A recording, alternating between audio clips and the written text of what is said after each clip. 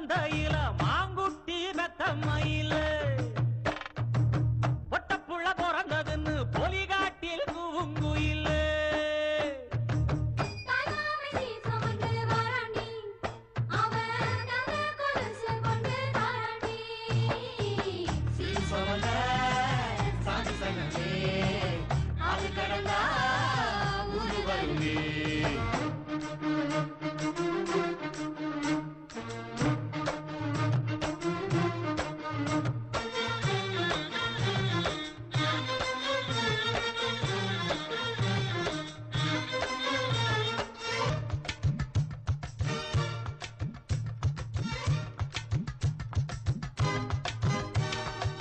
நாட்டுக்கோழி அடிச்சு